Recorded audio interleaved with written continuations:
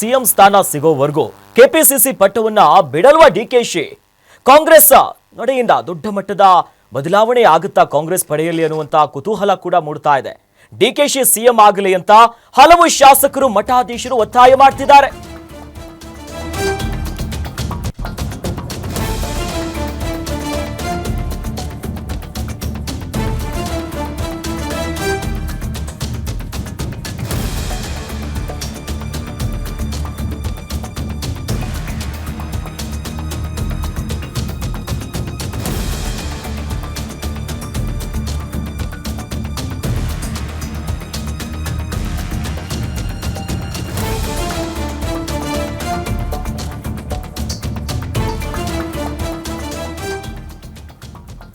ಕಾಂಗ್ರೆಸ್ನಲ್ಲಿ ಜೋರಾಗ್ತಿದೆ ನಾಯಕತ್ವ ಬದಲಾವಣೆಯ ಚರ್ಚೆ. ಡಿಕೆಶಿ ಸಿಎಂ ಆಗಲಿ ಅಂತ ಹಲವು ಶಾಸಕರು ಮಠಾಧೀಶರು ಒತ್ತಾಯ ಮಾಡಿದ್ದಾರೆ. ಸಿಎಂ ಸಿದ್ದರಾಮಯ್ಯ ಬಣಕ್ಕೆ ಡಿಕೆಶಿ ಟಕ್ಕರನ್ನ ಕೊಡ್ತಾರಾ? ಹೈಕಮಾಂಡ್ ಮುಂದೆ ತಮ್ಮ ಪ್ಲಾನ್ ಅನ್ನ ಬಿಚ್ಚಿಡ್ತಾರಾ ಡಿಸಿಎಂ ಡಿಕೆ ಶಿವಕುಮಾರ್ ಅವರು? ಆ ನಿರ್ಧಾರಕ್ಕೆ ಬಂದೇ ಬಿಟ್ಟಿದ್ದಾರೆ ಡಿಸಿಎಂ ಡಿಕೆ ಶಿವಕುಮಾರ್. ಡಿಕೆಶಿ ನಿರ್ಧಾರದ ಬಗ್ಗೆ ಗ್ಯಾರಂಟಿ ನ್ಯೂಸ್ ನಲ್ಲಿ ಎಕ್ಸ್ಕ್ಲೂಸಿವ್ ಸ್ಟೋರಿಯನ್ನ ನಿಮ್ಮ ಮುಂದೆ ಬಿಡ್ತಿದ್ದೀವಿ. ಈಗಾಗಲೇ ಕೈನ ರಾಜ್ಯದಲ್ಲಿದ್ದಂತಹ ಪಾಲಿಟಿಕ್ಸ್ ಈಗ ಹೈಕಮಾಂಡ್ ಅಂಗಳವನ್ನ ತಲುಪಿದೆ. ಇದರ ನಡುವೆ ಡಿಸಿಎಂ ಡಿಕೆ ಶಿವಕುಮಾರ್ ಅವರು ಆ ನಿರ್ಧಾರವನ್ನ ತೆಗೆದುಕೊಂಡು ಬಿಡ್ತಾರಾ? ತಮ್ಮ ಸ್ಥಾನವನ್ನ ಬಿಟ್ಟು ಕೊಡಲ್ವಾ? ಹೈಕಮಾಂಡ್ ಮುಂದೆ ಈಗ ತಮ್ಮಲ್ಲಿರುವಂತ ರಾಜಕೀಯ ತಂತ್ರವನ್ನ ಪ್ಲಾನ್ ಅನ್ನ ಮುಂದಿಡ್ತಾರಾ ಅನ್ನೋ ಹಲವು ಪ್ರಶ್ನೆಗಳಿದೆ.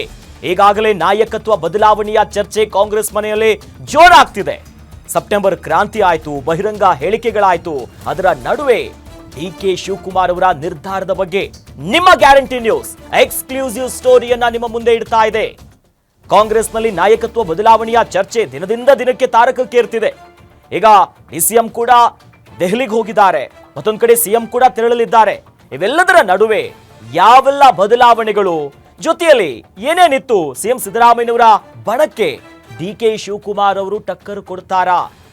ಯಾಕಂದ್ರೆ ಈಗಾಗಲೇ ಡಿಕೆ ಶಿವಕುಮಾರ್ ಅವರು ಸಿಎಂ ಆಗ್ಲಿ ಅಂತ ಹಲವು ಶಾಸಕರು ಬಹಿರಂಗವಾಗಿ ಹೇಳಿದ್ದಾರೆ. ಇವರು ಆಗ್ತಾರೆ, ಅವರು ರಕ್ತದಲ್ಲಿ ಕೊಡ್ತೀನಿ ಅಂತ ಹಿಂದೆಯೂ ಕೂಡ ಅನೇಕ ಶಾಸಕರು ಹೇಳಿದ್ರು.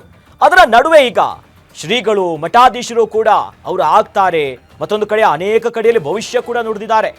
ಇವೆಲ್ಲದರ ನಡುವೆ ಸದ್ಯ ಬದಲಾವಣೆ, ನಾಯಕತ್ವ ಬದಲಾವಣೆಯ ಚರ್ಚೆ ಕೂಡ ಜೋರಾಗ್ತಿದೆ. ಈಗ ಸಿದ್ದರಾಮಯ್ಯನವರ ಬಣಕ್ಕೆ ಡಿಕೆ ಶಿವಕುಮಾರ್ ಅವರು ಟಾಂಗ್ ಕೊಡ್ತಾರಾ, ಟಕ್ಕರ್ ಕೊಡ್ತಾರಾ? ಯಾಕಂದ್ರೆ ದೆಹಲಿಗೆ ಹೋಗಿದ್ದಾರೆ. ಹೈಕಮಾಂಡ್ ನಾಯಕರ ಮುಂದೆ ತಮ್ಮ ಪ್ಲಾನ್ ಏನು? ಯಾಕಂದ್ರೆ ಈಗಾಗಲೇ 2 ವರ್ಷ ಕಳೆದೋಗಿದೆ ಸರ್ಕಾರ ಬಂದು.